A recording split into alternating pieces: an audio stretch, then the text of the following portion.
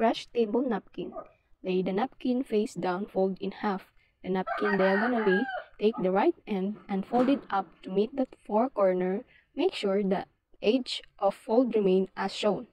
Ending with the diamond shape, turn over. You want open end facing away from you. Fold it in a half by bringing farthest point of the diamond up and back to the nearest point and folded the napkin along the center, and here is your pyramid.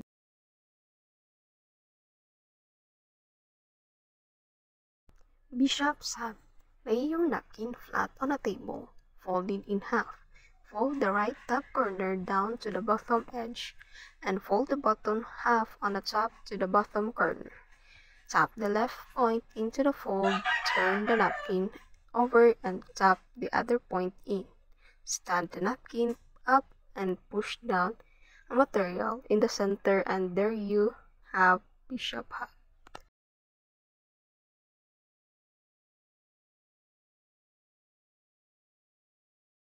Lay the napkin face down in front of you. Fold the napkin in half diagonally. Fold the four right corner up diagonally so that the point rests on the top of the four corner.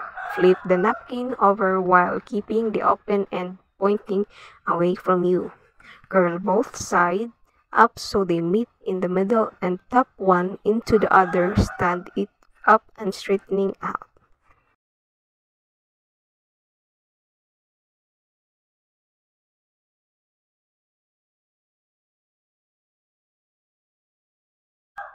The candle.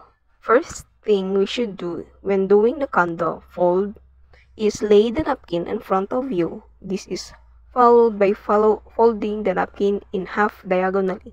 Fold the long side up just about an inch, starting at either end, and tightly roll the napkin into a slender.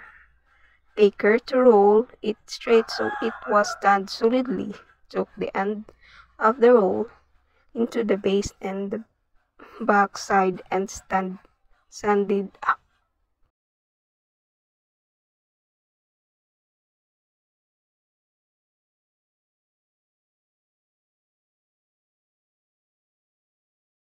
Detail. To do this fold, you should lay the napkin face down front of you. Fold the napkin in half and orient open end towards you. Fold for the right corner diagonally to the center of the side that is closest to you. Fold the napkin in half by bringing the center sealed up from the work surface smooth down the fold so it stands nicely.